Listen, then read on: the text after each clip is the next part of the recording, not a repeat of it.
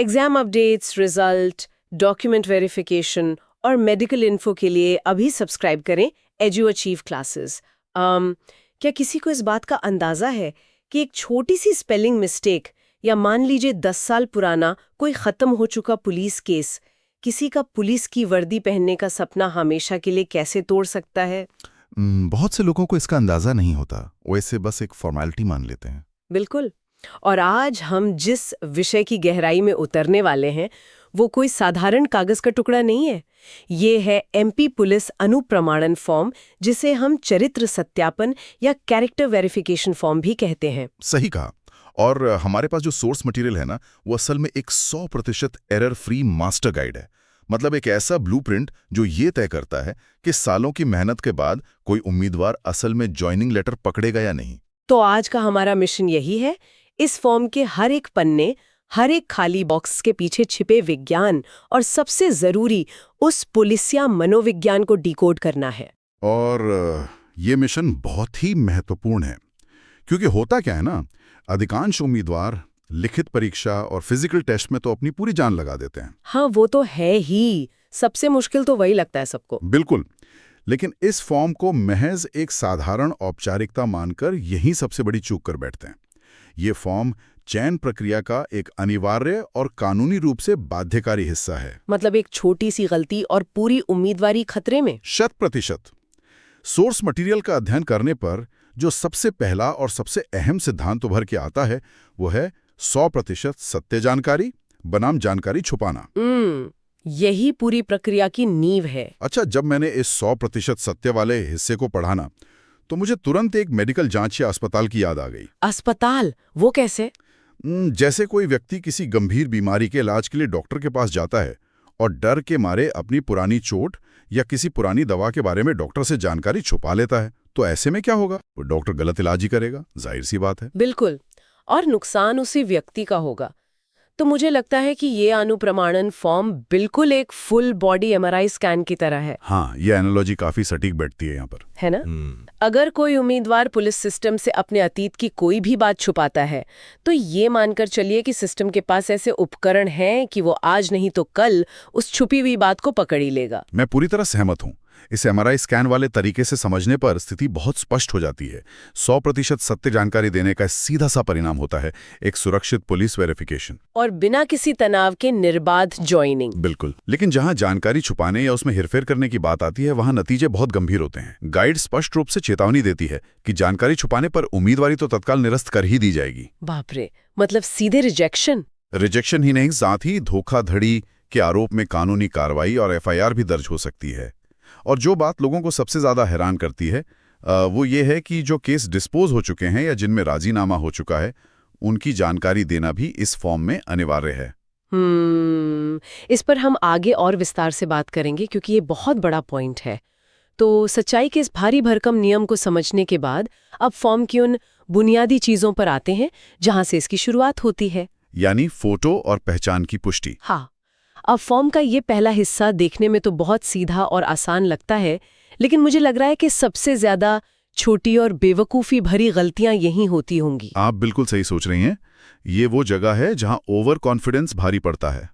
Form के इस हिस्से में कई तकनीकी बारीकियां हैं। जैसे कि क्या? जैसे निर्देश बहुत स्पष्ट हैं कि फॉर्म में अगर फोटो चिपकाने के लिए कोई निर्धारित बॉक्स ना भी बना हो, तो भी दाईं ओर ऊपर अपना नवीनतम और स्पष्ट फोटो लगाना है। अच्छा, बॉक्स ना हो तब भी लगाना है? हाँ, और जहां तक नाम की बात है, उसे स्पष्ट शब्दों में लिखना है।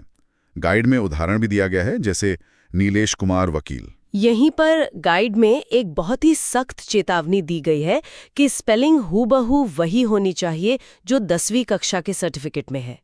मैं इस पर थोड़ा रुकना चाहूंगी। जी बिल्कुल, पूछिए। मतलब इतनी सख्ती क्यों है?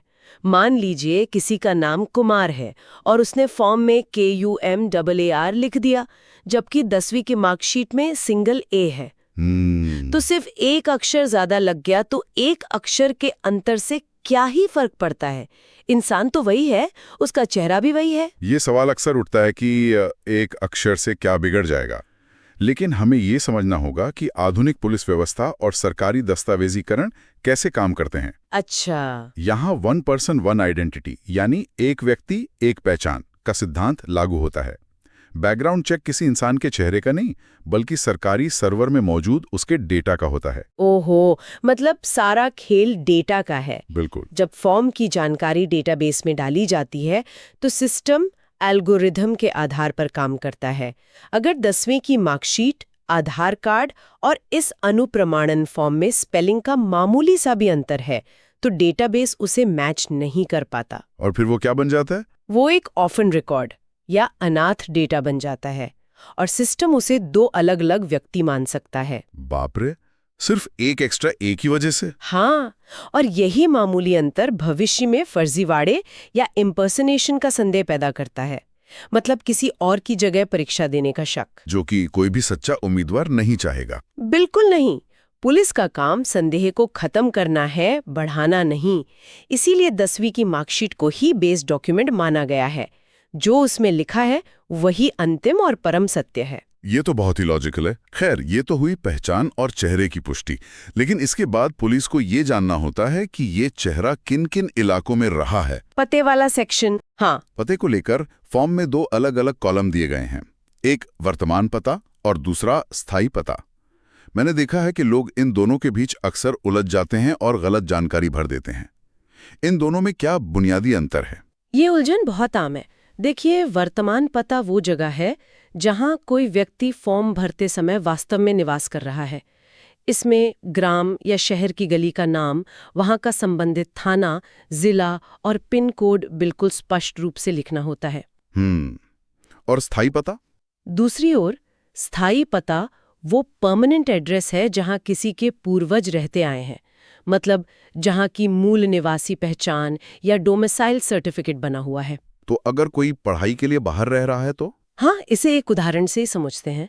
मान लीजिए कोई उम्मीदवार प्रतियोगी परीक्षा की तैयारी के लिए अपने गांव से निकलकर सालों से इंदौर या भोपाल में किराए के कमरे में रह रहा है। जी। ऐसे में वो किराए का कमरा उसका वर्तमान पता होगा, लेकिन उसका स्थायी पता उसका मूल गांव ही रहेगा। और पुलिस दोनों जगह चेक करती है? बिल्कुल। जब वेरिफिकेशन होता है तो पुलिस इन दोनों पतों के संबंधित थानों से रिपोर्ट मंगवाती है। इसी पते वाले सेक्शन में एक और चीज है। एक कॉलम पाकिस्तान के निवासी होने के बारे में भी पूछता है। मास्टर गाइड में सीधा निर्देश है कि इसे खाली छोड़ दें जब तक कि ये विशेष रूप से लागू न हो। हाँ, वो कॉलम 3 का है। तो क्या लोग घबराहट में इसमें बेवजह नहीं लिख देते हैं या क्रॉस लगा देते हैं? ये एक बहुत बड़ी व्यवहारिक समस्या है। अक्सर लोग हर खाली जगह को भरने की होड़ में वहां क्रॉस का निशान लगा देते हैं या NA लिख देते हैं। जो कि नहीं करना चाहिए। बिल्कुल नहीं। सरकारी फॉर्म्स जब बड़ी संख्या में प्रोसेस होते हैं तो अक्सर वे ऑटोमेटेड स्कैनिंग से गुजरते हैं। अतिरिक्त पेन के निशान या कटपिट सिस्टम में एरर पैदा कर सकते हैं। अच्छा। जो चीज लागू ही नहीं होती उसे पूरी तरह अछूता छोड़ देना ही सबसे सुरक्षित और स्मार्ट तरीका है। ये ऑटोमेटेड स्कैनिंग वाली बात बहुत दिलचस्प है। अब वर्तमान और स्थायी पते से आगे बढ़कर एक ऐसे नियम की तरफ चलते हैं जिसका नाम सुनकर मुझे तो किसी हॉलीवुड सस्पेंस या जासूसी फिल्म की याद आती है, द रूल ऑफ 21। हाँ, द रूल ऑफ 21। मैं इस नियम को लेकर थोड़ा कंफ्यूज्ड हूँ। अगर कोई पढ़ाई या नौकरी के लिए अलग अलग शहरों में भटका है तो क्या उसे एक एक महीने का हिसाब देना होगा? ये तो बहुत ही जटिल प्रक्रिया लग रही है। प्रक्रिया जटिल तो है, लेकिन पुलिस वेरिफिकेशन की पूरी रीढ़ की हड्डी यही नियम है। इसके तहत यदि कोई उम्मीदवार 21 वर्ष की आयु के बाद 1 वर्ष से अधिक समय के लिए किसी भी दूसरे जिले या शहर में रहा है तो उसकी पूरी जानकारी देना अनिवार्य है। 1 साल से ज्यादा? हाँ। पुलिस को यह सुनिश्चित करना होता है कि उम्मीदवार जहां भी रहा है वहां उसका व्यवहार कैसा था। तो मान लीजिए कोई रमेश नाम का व्यक्ति है। वो अपने गांव से निकलकर 22 साल की उम्र में 2 साल तक इंदौर के भंवरकुआं इलाके में रहा और फिर कुछ महीने भोपाल में रहा। तो उसे ये सब कैसे दर्ज करना होगा? इस स्थिति में रमेश को सटीक तारीखें यानी एग्जैक्ट डेट्स लिखनी होंगी कि वो कब से कब तक भंवरकुआं में रहा। साथ ही वहां का पूरा पता और सबसे अहम चीज वहां का संबंधित पुलिस स्टेशन कौन सा लगता था, ये भी बताना होगा। मतलब थाने का नाम भी देना होगा? बिल्कुल। इसके पीछे की कार्यप्रणाली को समझना बहुत जरूरी है। जब ये फॉर्म जमा होता है तो पुलिस की लोकल इंटेलिजेंस यूनिट यानी LIU एक वेरिफिकेशन रोल तैयार करती है। जिसे वी रोल भी कहते हैं शायद। हाँ, वी रोल। ये वी रोल उन सभी पुराने थानों को भेजा जाता है जिनका जिक्र फॉर्म में है। वहां का मुंशी पुराने रजिस्टर चेक करता है कि उस विशिष्ट अवधि के दौरान रमेश के नाम पर कोई शिकायत या एफआईआर तो दर्ज नहीं हुई। और अगर रमेश ने कोई जानकारी छुपा ली तो? अगर कोई 1 साल का समय भी छुपा लेता है और जांच में वो गैप सामने आ जाता है तो पूरी बैकग्राउंड चेक प्रक्रिया वहीं रुक जाती है और फिर उम्मीदवार को स्पष्टीकरण के लिए बुला लिया जाता है। बाप रे, मतलब आपके पूरे जीवन का ट्रैक रिकॉर्ड खंगाला जाएगा। बिल्कुल। तो अगर पुलिस ने रहने के ठिकानों का पूरा इतिहास खंगाल लिया है तो उनका अगला कदम होता है अनुशासन देखना, और इसके लिए वे शिक्षा के इतिहास की तरफ जाते हैं। शैक्षणिक विवरण वाला कॉलम। हाँ, कॉलम 10। इसमें लिखा है कि 15 वर्ष की आयु के बाद की शिक्षा का विवरण देना अनिवार्य है, विशेषकर 10वीं और 12वीं कक्षा पर जोर है। सही। लेकिन इसमें शाला का नाम, प्रवेश का माह और वर्ष और स्कूल छोड़ने का माह और वर्ष मांगा गया है। यहीं पर मुझे एक बड़ा अजीब सा ख्याल आ रहा है। क्या ख्याल आ रहा है? कोई भी सामान्य इंसान अपनी 10वीं कक्षा में प्रवेश का महीना और वर्ष कैसे याद रख सकता है? मतलब पास होने का साल तो फिर भी याद रहता है, लेकिन एडमिशन कब लिया था ये कैसे याद रहेगा? क्या पुलिस सच में उम्मीद करती है कि लोगों को ये मुहज़बानी याद होगा? नहीं, ये मुहज़बानी याद रखने का टेस्ट है ही नहीं। तो फिर क्या है? ये अनुप्रमाणन फॉर्म एक तरह का ऑर्गेनाइजेशनल टेस्ट या दस्तावेज प्रबंधन का परीक्षण भी है। पुलिस विभाग ये नहीं मानकर चलता कि आपको सब कुछ याद होगा, बल्कि वे ये देखते हैं कि क्या उम्मीदवार अपने दस्तावेजों को सहेजने और व्यवस्थित रखने में सक्षम है। अच्छा, तो जानकारी मिलेगी कहाँ से? प्रवेश और छोड़ने की सटीक तिथियां स्कूल के स्कॉलर रजिस्टर में दर्ज होती हैं। जब कोई स्कूल छोड़ता है तो उसे ट्रांसफर सर्टिफिकेट या टीसी मिलता है, जिसमें ये दोनों तारीखें साफ साफ लिखी होती हैं। ओहो, मतलब टीसी से देख के भरना है? बिल्कुल। ये कॉलम सिर्फ ये परखता है कि क्या उम्मीदवार जरूरत पड़ने पर अपने पुराने दस्तावेज निकालकर उनमें से सही जानकारी खोज सकता है। एक अनुशासित पुलिसकर्मी से यही उम्मीद की जाती है कि वो कागजी कार्रवाई और फाइलों को सहेजने में माहिर हो। बहुत ही शानदार बात कही आपने। मतलब फॉर्म के हर एक कॉलम के पीछे उम्मीदवार की किसी न किसी खूबी या योग्यता को परखा जा रहा है। बिल्कुल। व्यक्तिगत और शैक्षणिक इतिहास खंगालने के बाद फॉर्म उम्मीदवार की पारिवारिक और जनसांख्यिकीय पृष्ठभूमि यानी डेमोग्राफिक बैकग्राउंड की गहराई में उतरता है। हाँ, इस हिस्से में पारिवारिक पृष्ठभूमि के तहत पिता का पूरा नाम, उपनाम और उनका व्यवसाय लिखना होता है। यदि वो किसी सरकारी या प्राइवेट जॉब में थे तो पदनाम और कार्यालय का नाम भी स्पष्ट रूप से आना चाहिए। इसमें एक बहुत ही संवेदनशील लेकिन जरूरी निर्देश ये है कि यदि पिता का स्वर्गवास हो गया है तो उनका अंतिम डाक पता यानी पोस्टल एड्रेस लिखना अनिवार्य है। अंतिम डाक पता? ऐसा क्यों? ऐसा इसलिए ताकि भविष्य में किसी भी तरह के पेंशन या लेगेसी वेरिफिकेशन के लिए रिकॉर्ड पूरा रहे। और राष्ट्रीयता वाले कॉलम में पिता, माता, पति या पत्नी और स्वयं उम्मीदवार आदि सभी के लिए भारतीय लिखना है। परिवार की जानकारी के बाद मुझे इसमें सबसे दिलचस्प हिस्सा लगा सटीक आयु की गणना का कॉलम। हाँ, कॉलम 7 और 8। इसमें वर्तमान तारीख में से जन्म तारीख को घटाकर कितने वर्ष, कितने माह और कितने दिन के फॉर्मेट में उम्र निकालनी है। मास्टर गाइड की एक बड़ी अच्छी टिप है कि इसके लिए गूगल पर एज कैलकुलेटर का उपयोग करें। हाँ, ये टिप इसलिए दी गई है क्योंकि मैनुअल रूप से उम्र गिनने में अक्सर लोग लीप ईयर के अतिरिक्त दिन या अलग अलग महीनों के दिनों की संख्या में गलती कर बैठते हैं। और सरकारी मशीनरी में गलती की गुंजाइश नहीं होती। बिल्कुल नहीं।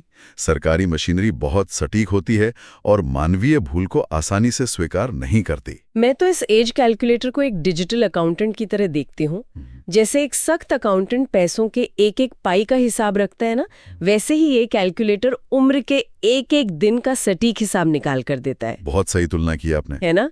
सरकारी नौकरियों में तो एक दिन का अंतर भी ओवरेज या अयोग्यता का कारण बन सकता है। इसलिए इस टूल का इस्तेमाल करना बहुत समझदारी का काम है। जन्म स्थान के कॉलम में भी गांव, जिला और राज्य स्पष्ट लिखना है। इन बुनियादी जानकारियों के बाद एक और अहम पड़ाव आता है, धर्म और जाति वर्ग का कॉलम। यहाँ धर्म तो स्पष्ट रूप से लिखना है, जैसे हिंदू, मुस्लिम, सिख या ईसाई। लेकिन जाति वर्ग वाले हिस्से में एक बहुत बड़ा कैच है।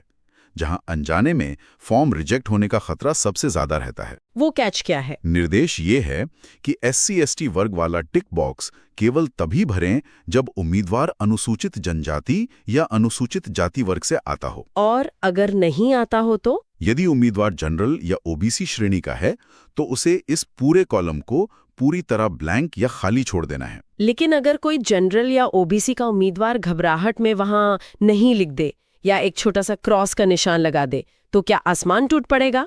क्या समस्या है इसमें? समस्या इस फॉर्म की स्कैनिंग और प्रोसेसिंग के तरीके में छिपी है।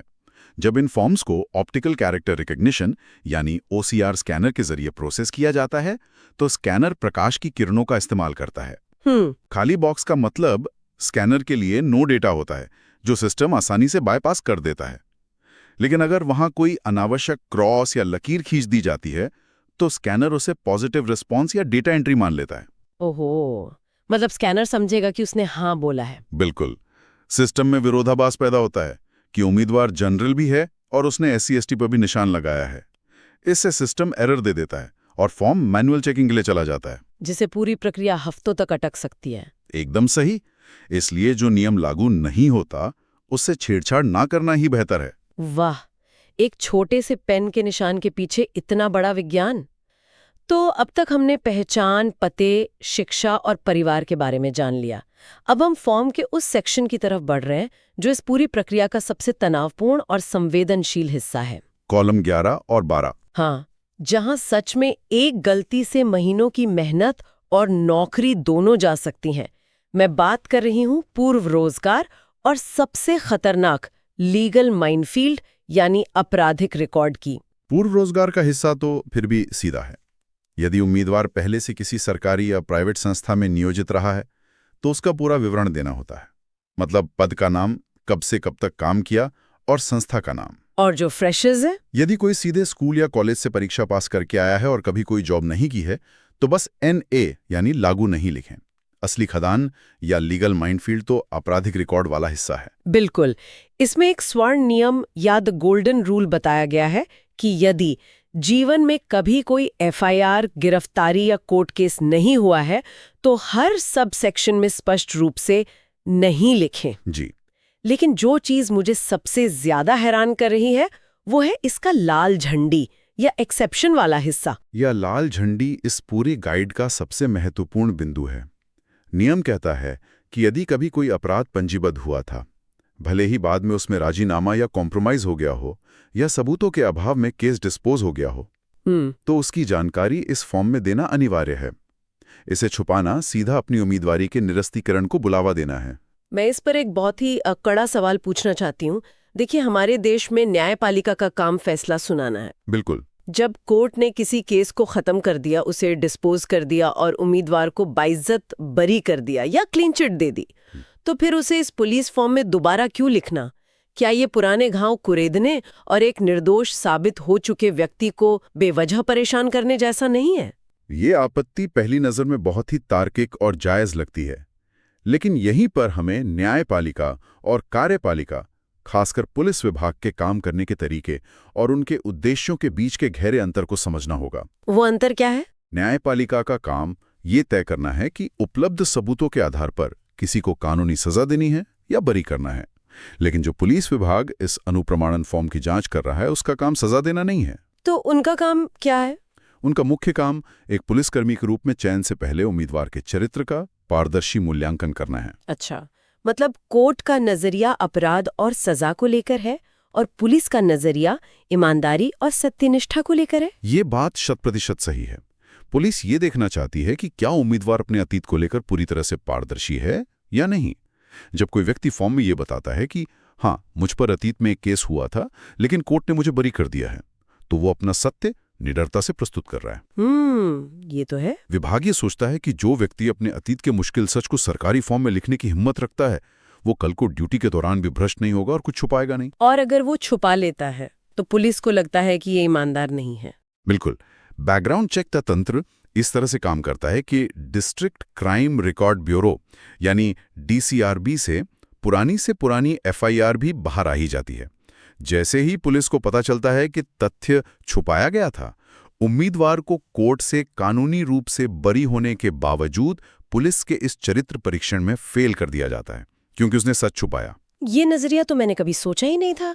पुलिस सिर्फ क्राइम का रिकॉर्ड नहीं देख रही है, वो एक बहुत ही गहरा साइकोलॉजिकल टेस्ट ले रही है कि उम्मीदवार सच बोलने का साहस रखता है या नहीं। एकदम सही। इन भारी भरकम कानूनी बाधाओं को पार करने के बाद फॉर्म उस चरण की ओर बढ़ता है जहां यह समाज से उम्मीदवार की सच्चाई की गवाही मांगता है। मोहल्ले के गवाह और खुद का घोषणा पत्र। ये भी कोई छोटी या मामूली बात नहीं है। फॉर्म में उम्मीदवार के ही मोहल्ले के 2 ऐसे उत्तरदायी व्यक्तियों का विवरण देना होता है जो उसे अच्छी तरह जानते हों। इसमें दोनों गवाहों के पूरे नाम, उनके स्पष्ट हस्ताक्षर और सबसे जरूरी उनके चालू मोबाइल नंबर चाहिए होते हैं। मैं इस बात पर विशेष रूप से जोर देना चाहूंगी कि यहाँ चालू मोबाइल नंबर का मतलब सिर्फ फॉर्म को भरा पूरा दिखाने के लिए कोई भी 10 अंक लिख देना नहीं है।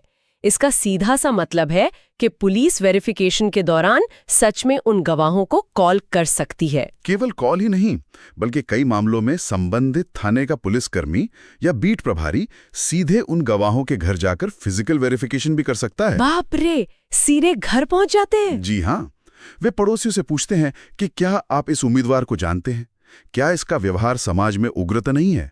क्या इसका किसी से झगड़ा तो नहीं रहता? तब तो गवाह बहुत सोच समझकर चुनने चाहिए। इसलिए गवाह ऐसे होने चाहिए जो पुलिस के सामने जिम्मेदारी से, सकारात्मक ढंग से और बिना डरे बात कर सकें।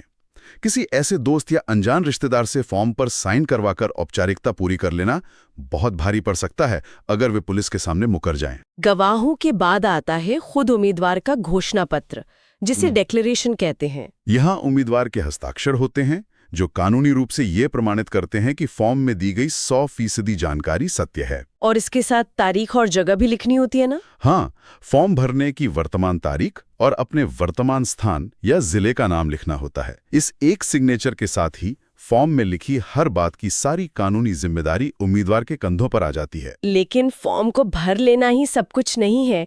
अब हम इस पूरी प्रक्रिया के अंतिम और सबसे निर्णायक चरण पर पहुंचते हैं, प्रमाणीकरण यानी एटेस्टेशन और शपथ पत्र। हाँ, ये वो हिस्सा है जहां सबसे ज्यादा भागदौड़ होती है। बिल्कुल, यह वो जगह है जहां अच्छे अच्छे लोगों को पसीना आ जाता है और वे तहसीलों के चक्कर काटते रहते हैं। मास्टर गाइड में राजपत्रित अधिकारी या गैजेटेड ऑफिसर से साइन करवाने की बात कही गई है। ये अधिकारी कौन होते हैं? यह प्रमाणीकरण की प्रक्रिया अक्सर लोगों को कंफ्यूज करती है, लेकिन मास्टर गाइड इसे 3 बहुत ही स्पष्ट श्रेणियों में बांटता है। पहला है प्रशासनिक अधिकारी वर्ग, जैसे एसडीएम, तहसीलदार, नायब तहसीलदार और मजिस्ट्रेट। दूसरा है निर्वाचित प्रतिनिधि, जैसे इलाके के विधायक या सांसद। और तीसरा है शिक्षा और अन्य स्थानीय अधिकारी, जैसे शासकीय स्कूल या कॉलेज के प्राचार्य, पोस्टमास्टर या पंचायत निरीक्षक। तो इनमें से किसी से भी करवा सकते हैं? हाँ, इनमें से किसी से भी प्रमाणीकरण करवाया जा सकता है। ऐसा इसलिए क्योंकि एक राजपत्रित अधिकारी की सील और हस्ताक्षर सरकारी अथॉरिटी और जवाबदेही कैरी करते हैं। बस ये ध्यान रखना है कि अधिकारी स्वयं अपना पदनाम, अवधि और हस्ताक्षर फॉर्म पर भरें। और अब बात करते हैं शपथ पत्र या एफिडेविट की। सोर्स मटेरियल में इसके लिए एक बहुत ही दिलचस्प और गजब की रेड, येलो, ग्रीन रणनीति दी गई है। ये रणनीति क्या कहती है? यह रणनीति असल में उम्मीदवारों का बहुत सारा समय और पैसा बचाती है। रेड का मतलब है रुकें। रुकें मतलब तुरंत बनवाने ना दौड़ें। बिल्कुल। कई बार लोग इंटरनेट से या किसी दुकान से पुराना फॉर्मेट निकालकर तुरंत एफिडेविट बनवा लेते हैं। लेकिन अगर पुलिस विभाग ने इस बार की भर्ती में कोई नया क्लॉज या नियम जोड़ दिया तो वो पुराना एफिडेविट सीधे रिजेक्ट हो जाएगा। मुझे यहाँ फिर से एक एनालॉजी याद आ रही है। शपथ पत्र बनवाने की ये जो जल्दबाजी है ना, ये बिल्कुल वैसी ही है जैसे रसोई में कोई ऐसी डिश पकाने की कोशिश करना जिसकी रेसिपी अभी तक तय ही नहीं हुई है। हाँ, बहुत सही कहा। मतलब अंदाजे से मसाले डाले जा रहे, लेकिन जब असली रेसिपी सामने आएगी तब पता चलेगा कि डिश तो पूरी तरह रिजेक्ट हो गई, समय और स्टैम्प पेपर का पैसा दोनों बर्बाद। ये एकदम सटीक उदाहरण है। इसीलिए इस रणनीति का दूसरा हिस्सा है येलो, जिसका मतलब है प्रतीक्षा करें। तो इंतजार किसका करना है? जब पुलिस भर्ती की प्रक्रिया आगे बढ़ती है तो जिले के आधिकारिक व्हाट्सएप या टेलीग्राम ग्रुप बनाए जाते हैं। उन आधिकारिक ग्रुप्स में विभाग खुद नवीनतम और सही फॉर्मेट साझा करता है। अच्छा, वहां से सही जानकारी मिलेगी। जी।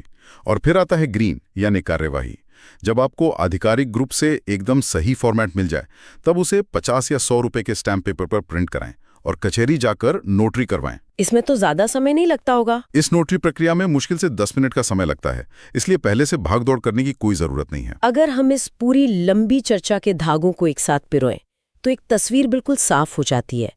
ये अनुप्रमाणन फॉर्म केवल एक कागज का टुकड़ा या आपके पते और स्कूल की जानकारी का साधारण संग्रह नहीं है। बिल्कुल नहीं। ये एक भावी पुलिसकर्मी की ईमानदारी, उसके धैर्य, उसकी बारीकियों को समझने की क्षमता और कठिन निर्देशों का अक्षरशः पालन करने की क्षमता का पहला प्रैक्टिकल टेस्ट है। ये चर्चा ये भी सिद्ध करती है कि सरकारी सिस्टम बाहर से देखने में जितना भी जटिल, धीमा या अजीब लगे, उसके हर नियम, हर चेक बॉक्स और हर कॉलम के पीछे एक बहुत ही गहरा तर्क और सुरक्षा तंत्र छुपा होता है। सही बात है। जो उम्मीदवार इस सिस्टम के काम करने के तरीके को समझकर सत्य और पूरी पारदर्शिता के साथ आगे बढ़ता है, उसके लिए पुलिस की वर्दी तक पहुंचने का रास्ता बहुत आसान हो जाता है। इस डीप डाइव के अंत में मेरे मन में एक विचार आ रहा है जो शायद हमारे श्रोताओं को भी कुछ देर सोचने पर मजबूर कर दे। जरा सोचिए, आज के इस अत्याधुनिक डिजिटल युग में जहां सरकार के पास पहले से ही हमारा सारा डेटा आधार कार्ड, पैन कार्ड, डिजिलॉकर और CCTNS के जरिए मौजूद है। जी हाँ, सब कुछ एक क्लिक पर है। बिल्कुल।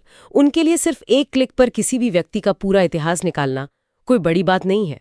फिर भी क्या हाथ से ऐसे मैनुअल, विस्तृत और पन्नों से भरे फॉर्म भरवाना सिर्फ एक पुरानी सरकारी परंपरा का हिस्सा है?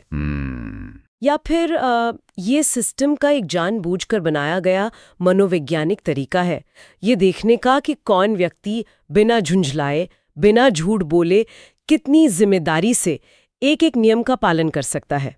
क्या ये फॉर्म डेटा लेने के लिए है या उम्मीदवार के धैर्य और सत्यनिष्ठा को तोलने के लिए? इस पर जरूर सोचिएगा। बहुत ही गहरा सवाल है। ऐसी ही हर सरकारी नौकरी अपडेट के लिए एडुचीफ क्लासेस को अभी सब्सक्राइब करें।